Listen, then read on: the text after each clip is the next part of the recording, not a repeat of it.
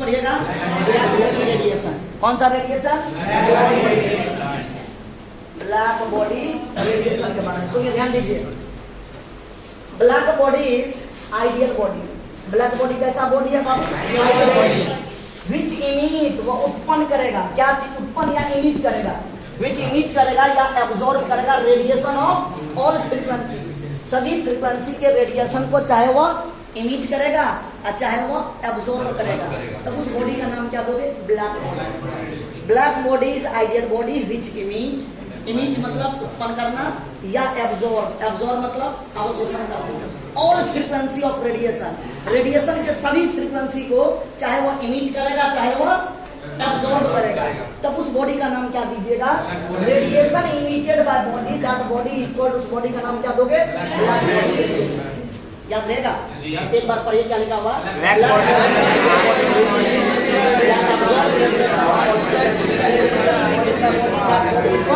Black body radiation. कर लोगे ना? सुनिए मेरा बात, वास्तविक में देखा गया तो कोई भी आइडियल ब्लैक बॉडी नहीं होता। हम उस बात को लिख दिया, there is no ideal black body.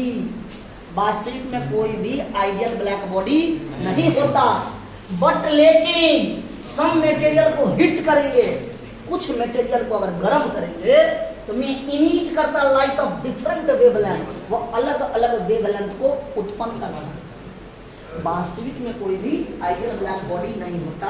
जब उसको हम हीट करेंगे वो डिफरेंट वेवलेंथ को, रेडिएशन को उत्पन्न करेगा। ओके भाई, मैं एक छोटा सा एग्जांपल देकर आपको समझा रहा, सुनिए।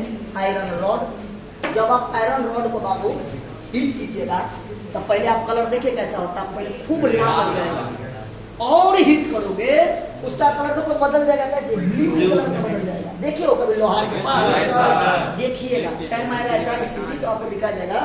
देखेंगे when iron rod when heated, जब आयरन रॉड को हम हीट करेंगे में इमिट लाइट ऑफ, कहां से कहां? Red to blue colour. कैसा कलर शो करेगा? रेड से ब्लू कलर। तो भाई एक हम एक सभी कलर के बारे में बता रहे हैं, सुनिए। कौन कौन कलर ये उत्पन्न कर सकता है ब्लैक बॉडी रेडिएशन? तो पहला ये सबसे पहला कलर का नाम क्या? Indigo, yellow, orange, red. दो ऑब्जेक्टिव पूछेगा। क्या ऑब्जेक्टिव पूछेगा? सबसे ज्यादा वेवलेंथ किसका होगा? रेड। नीचे क्यों? इंक्रीजिंग वेवलेंथ, सबसे ज्यादा वेवलेंथ किसका होगा? तब हम दूर से ही रेड कलर को देख लेते हैं।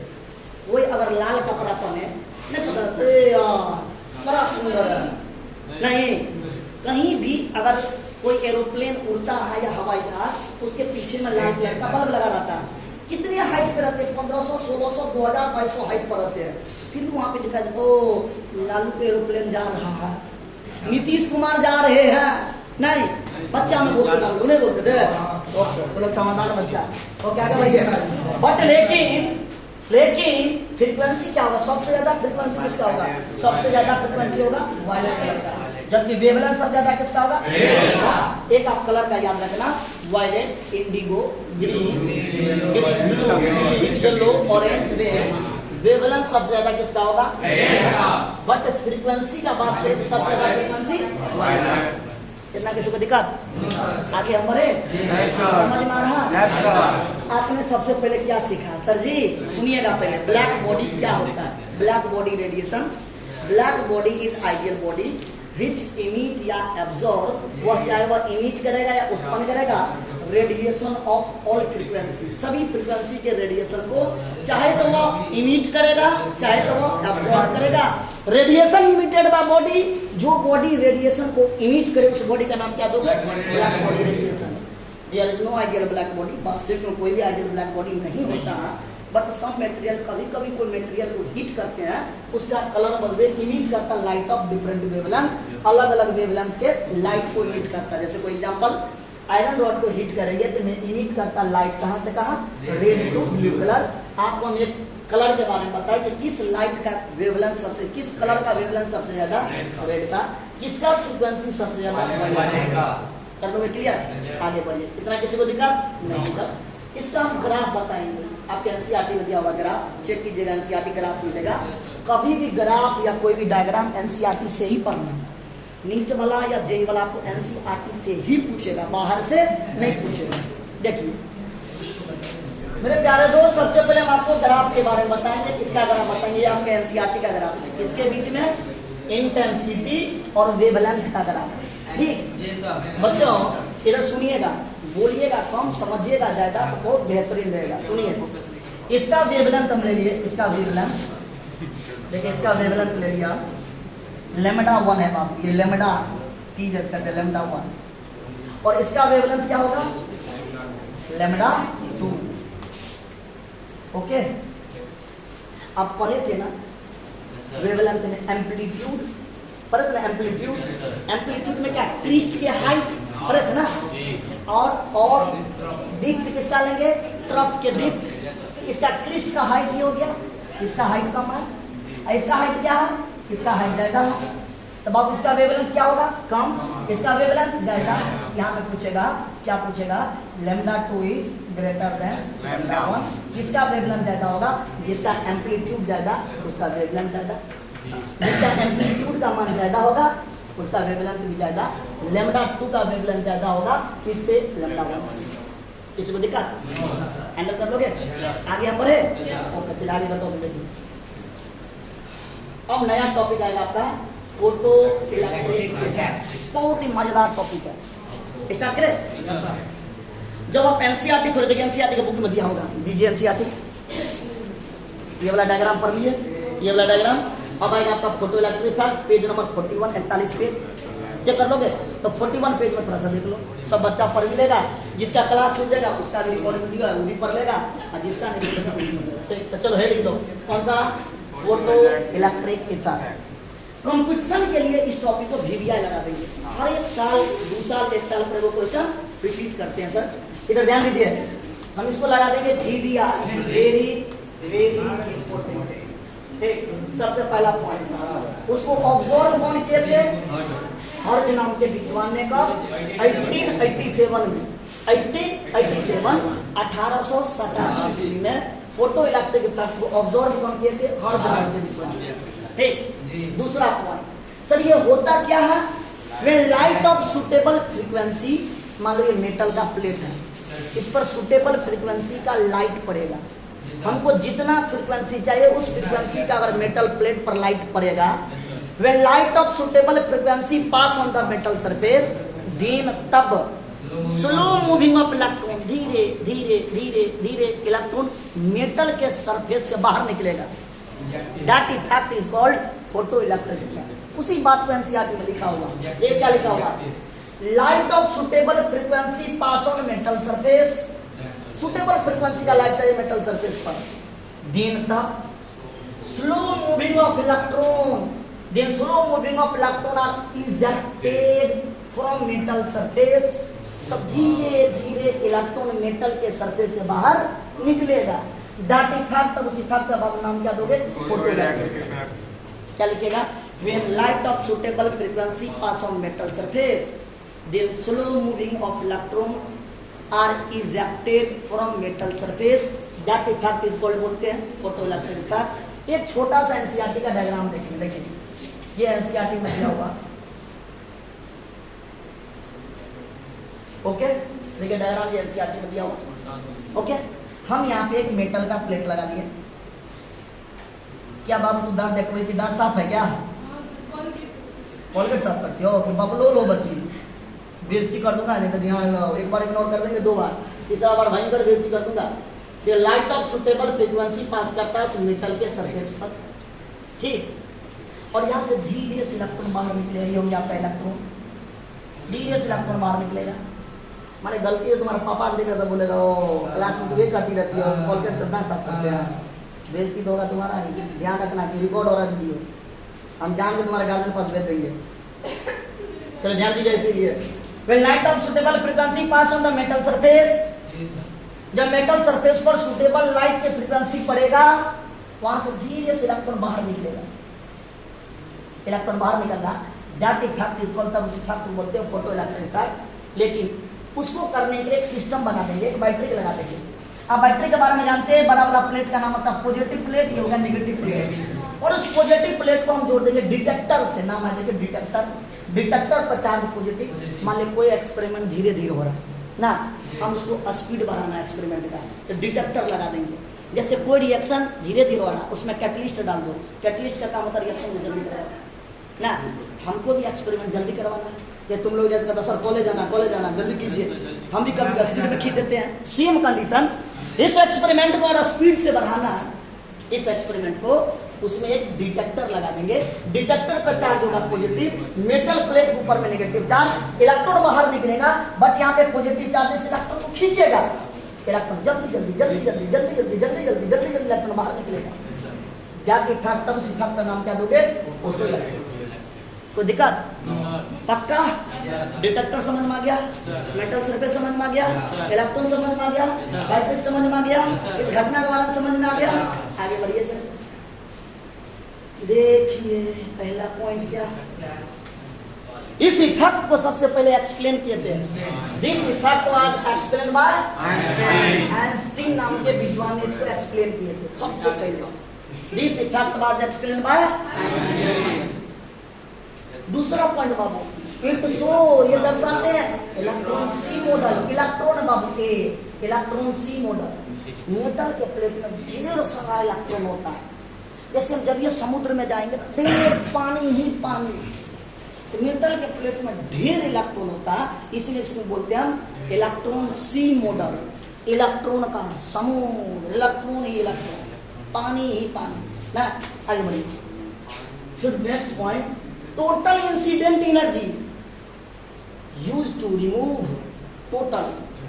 भाई ये लाइट देखिए, मेटल का प्लेट हो गया, ये क्या हो गया, ये बना देंगे मेटल का प्लेट, एकदम सुंदर बन गया मेटल प्लेट। उस पर लाइट पड़ा, सुटेबल लाइट, बहुत सुंदर, बहुत बढ़िया पड़ा। इस एनर्जी का नाम होता है इंसिडेंट एनर्जी। कौन सा एनर्जी? इंसिडेंट, बोले इंसिडेंट एनर्जी। कोई मेरे प्यारे दोस्त बोलोगे इंसिडेंट एनर्जी का symbol E, okay. Total incident energy use removal of electron from metal surface, यहां से इलेक्ट्रॉन बाहर निकलेगा। Removal of electron from metal surface, तो जब ये लाइट पड़ा इस मेटल पर, तो उस मेटल प्लेट का अपना एनर्जी होगा, उस एनर्जी को बोलते हैं थ्रेशोल्ड एनर्जी, ई नॉट। कौन सा एनर्जी बोलते हैं? सनलाइट पड़ेगा तो इंसिडेंट एनर्जी ई, इस मेटल का अपना एनर्जी, प्लेट का अपना एनर्जी होगा, उस एनर्जी को बोलते हैं थ्रेशोल्ड एनर्जी। आप पूछोगे सर थ्रेशोल्ड एनर्जी, आप पूछोगे सर थ्रेशोल्ड एनर्जी क्या होता है, हम आगे बताएंगे। होता क्या है, कम से कम एनर्जी चाहिए यहाँ से इलेक्ट्रॉन को बाहर निकालने के लिए। Minimum energy required to reject electron from metal surface, that is called threshold energy. तब इलेक्ट्रॉन यहाँ से बाहर निकलेगा, और जब इलेक्ट्रॉन बाहर निकलेगा तो v वैल्यू सी के साथ मूव करेगा, उस एनर्जी का नाम बोलते हैं kinetic energy, okay. Total incident energy used to removal of electron from metal surface provide करेगा कौन सा एनर्जी? किसी बच्चे को दिखा, लाइट पड़ा तो इंसिडेंट एनर्जी ई, इस मेटल प्लेट का energy threshold energy E not, electron बाहर निकलेगा तो प्रोवाइड करेगा कौन सा एनर्जी? किसी बच्चा को दिखा? पक्का?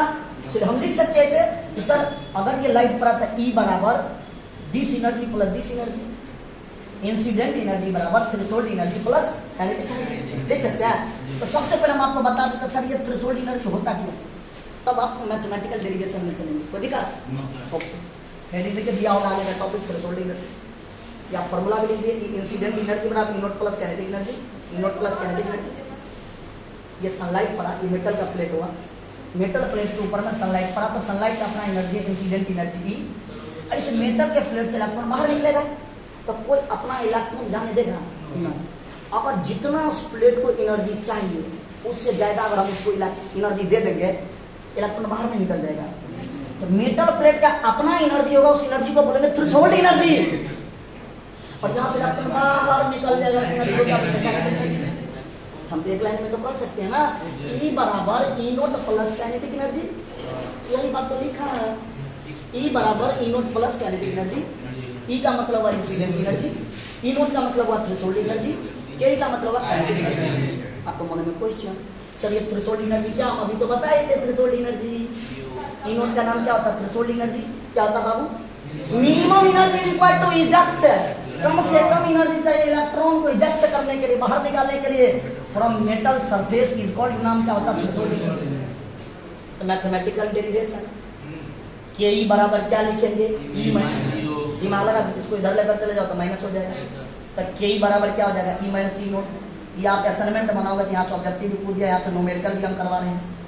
इंसिडेंट एनर्जी दे देगा, थ्रेशोल्ड एनर्जी दे देगा, फाइंड कीजिए काइनेटिक एनर्जी। काइनेटिक एनर्जी क्या होगा? काइनेटिक एनर्जी बराबर ई माइनस ई नोट। ई का नाम इंसिडेंट एनर्जी, ई नोट का नाम कोई दिक्कत?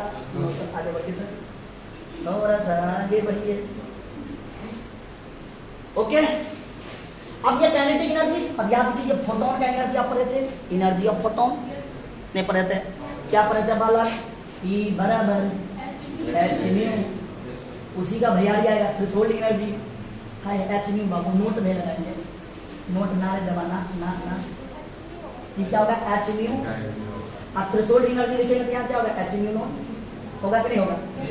यहाँ अपना से भर दीजिए, ई की जगह एच म्यू, ई नोट की जगह एच म्यू नोट, नजर के सामने की बोर्ड पर देखो ना।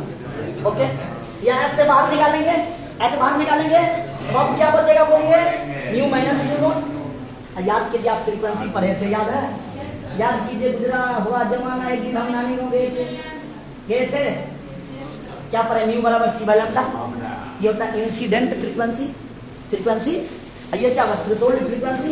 थ्रेशोल्ड फ्रीक्वेंसी का क्या बोलोगे? सी बटा लैम्डा नॉट। किसी बच्चा को देखा सर यहाँ बैठा दीजिए, न्यू की जगह सी बाय नॉट, इसके जगह सी बटा लैम्डा नॉट। मेरे प्यारे दोस्त, सी को बाहर निकालो, आ गया, नजर के सामने आ गया, ये बच क्या गया? एक बटा लैम्डा नॉट। अब यार इसको एलसीएम ले लिए, दोनों को लैम्डा लैम्डा नॉट, ये लैम्डा से लैम्डा नॉट, लैम्डा कटा लैम्डा नॉट माइनस लैम्डा, एक स्टेप छोड़ दोगे ना, S C into lambda naught minus lambda बटा लैम्डा लैम्डा नॉट। मेरे प्यारे दोस्त, काइनेटिक एनर्जी का सूत्र क्या पढ़े थे? याद है फिजिक्स में? हाँ, v स्क्वायर पढ़े थे बाबू। हमको चाहिए v स्क्वायर बराबर, ये इधर मल्टीप्लाई में इधर चले जाएगा, डिवाइड में तो 2 ऊपर चले जाएगा, और इधर देखिए 2sc तो पहले से दिया है, यहाँ पे मल्टीप्लाई में m है, इधर लाएंगे तो डिवाइड हो जाएगा, 2sc बटा m into lambda note minus lambda बटा लैम्डा लैम्डा नोट। ये स्क्वायर को हटाएंगे तो रूट अंदर हो जाएगा। किसी बच्चे को दिक्कत है क्या? तो v बराबर क्या आ गया? 2sc बटा m into lambda note minus lambda बटा में लैम्डा लैम्डा नोट, आटा मादी सटकी खत्म। कोई दिक्कत? आपको फॉर्मूला क्या क्या याद रखना? आपको बस याद रखना के, आपको बस याद रखना ई बराबर E naught plus kinetic energy, incident energy बराबर threshold energy plus kinetic energy. दूसरा फॉर्मूला काइनेटिक एनर्जी बराबर E minus E naught, E बराबर पर रहते h mu naught, h mu E naught बराबर रहते एच म्यू नोट। इसे दूसरा फॉर्मूला ज्ञात कर लिया, वाला फॉर्मूला इसे न्यूमेरिकल बनेगा, न्यूमेरिकल बनेगा। दूसरा फॉर्मूला याद रखो, ई वाला भी याद रखो बस। ई जब निकालोगे तो अपने से भी यहाँ से निकालोगे। नेक्स्ट क्लास में पढ़ोगे इसका इम्पोर्टेंट। कोई दिक्कत? ओके बालक, ऑल द बेस्ट, धन्यवाद।